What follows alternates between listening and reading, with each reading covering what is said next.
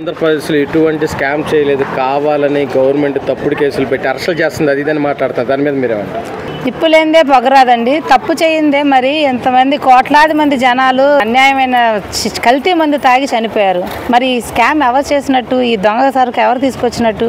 మరి ఇదే సరుకు కోసం తెలంగాణ కావాలని చెప్పి ఇక్కడ సరుకు బాగాలేనని మంచి తాగుబోతులు పక్క రాష్ట్రాలకు వెళ్ళి ఎక్కడికో యానం కూడా కల్తీ సరుకే ఉందని పక్క రాష్ట్రాలకు వెళ్ళి తాగారు. మరి ఇక్కడ కల్తీ సరుకు ఉంది, మంచిగా లేదని చెప్పే కదా వెళ్ళింది.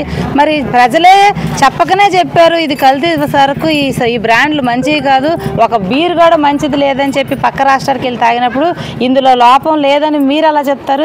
పక్కాగా అది కల్తీ సరుకే. ప్రజల ప్రాణాలన్నీ పోగొట్టి ప్రజల ప్రాణాల ఎంతోమంది స్త్రీల తాలిబొట్టుల మీద ఆయన రాజ్యం వెళ్ళాడు. మరి ఇది కాదు అంటే ఎవరు అందరూ ఎట్లా నవ్వాలో కూడా ప్రజలకు అర్థం కావట్లేదు. డబ్బులు అది దొరికింది మాది కాదు, దానికి ఎవరిదో బిల్డర్ సంబంధించింది, మా మీద నెపం పెడుతున్నారు, అది ఇదని మాట్లాడుతున్నారు వైసీపీ. దాని మీద మీరే ఉంటారు? నెపం అన్నది ఏది కావాలని ఎత్తుక్కొని ఇప్పుడు రారండి. మరి ఆల్రెడీ ఇప్పుడు 113 రోజులు జైల్లో ఉన్న వ్యక్తులు అందరూ ఒక్కొక్కరు లోపలికి వెళ్తున్నారు.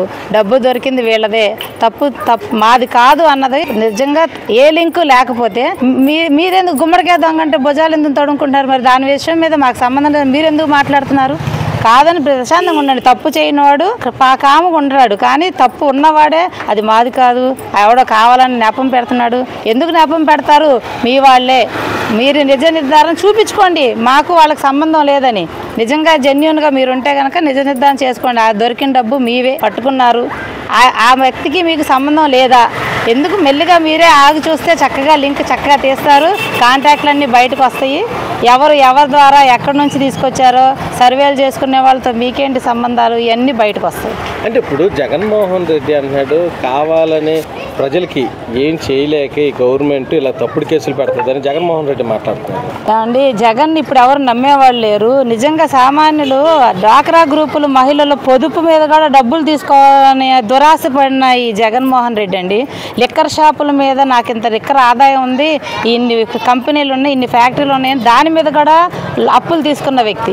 మరి అలాగే కాదు, గవర్నమెంట్ కాలేజీలు, ఆస్తులు, భూమి, నీరు, నిప్పు, కొండ గుట్ట మొత్తం, ఇసుక, ఎర్ర గ్రావెలు అన్నీ అమ్ముకు తిన్న వ్యక్తి. ఇట్లా ఇంకా చూస్తే ఆయన సోదా చేస్తే బోల్డ్ వస్తాయి. మరి విశాఖపట్నంలో ఎవరు డబ్బు ఉందని చెప్పండి, సముద్రం ఒడ్డున అన్ని కోట్లు పెట్టి బంగారం ప్యాలెస్ లాగా కట్టుకుంది అంటే ఆయన ప్రీ ప్లాన్ అన్నమాట. ఇక నేనే ఉంటాను అని దొంగ సొమ్ము, దోచుకున్న సొమ్ము, ప్రజల సొమ్ము అంతా తీసుకెళ్ళి కొండలు కొట్టేసి అమ్మేసుకొని, ఇసుక అమ్మేసుకొని, ఎన్ని ఒకటా రెండే కాదండి. పాపం చెప్పాలంటే మా నోరు నొప్పి వస్తుంది. జనాలు మరి మా పేరు ఎత్తద్దు, ఆయన పేరు ఎత్తద్దు అంటున్నారు.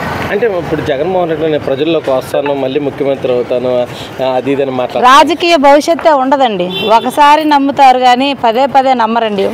ఒక రాజకీయంలో నిజంగా ఎవరన్నా ఒకసారి వెళ్ళి ఒకసారి వాళ్ళని చూస్తారన్న, రెండోసారి చూస్తానికే మళ్ళీ నీ పేరు ఎత్తద్దని గతంలో ఫోటోలు పెట్టుకున్న మీ నాన్న ఫోటోకి కూడా బూజు పట్టేస్తుంది. ఎందుకంటే ఆయన మంచి పేరు కూడా నీ వలన ఆయనకు కూడా చెడు వచ్చింది. కాబట్టి ఎవరు మీకు మళ్ళీ రాజకీయ భవిష్యత్తే లేదండి.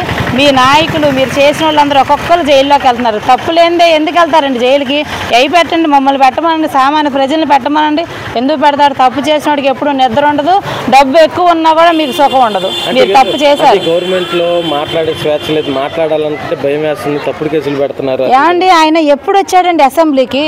అసలు ఇంట్లో కూర్చొని పరదాలు కట్టుకొని రోడ్డు మీదకి వచ్చి ప్రజల్లో ఇప్పుడు ఈ వయసులో ఉన్న ఆయన గారు ఇప్పుడు సీఎం గారు చక్కగా పైకి వస్తున్నారు, జనాల్లోకి వస్తున్నారు. ఈయన గారు ఎప్పుడన్నా జనాల్లోకి వచ్చారండి? ప్రజల్లోకి వచ్చారా? దండుకోండి మాకు ఇవ్వండి, దోచుకోండి మాకు ఇవ్వండి అనేసి వెళ్ళారు, ప్రజలను దోచుకున్నారు. మీరు సుఖంగా అయితే నిద్రపోలేరు, ఇది గ్యారంటీ. మళ్ళీ మీకైతే మళ్ళీ రాజకీయ భవిష్యత్తు ఉండదు. మళ్ళీ మీరు సీఎం అవటం కాదు కదా, రాజకీయాల్లోనే మీరే వెళ్ళిపోతారు రాజకీయ సన్యాసం చేసుకొని.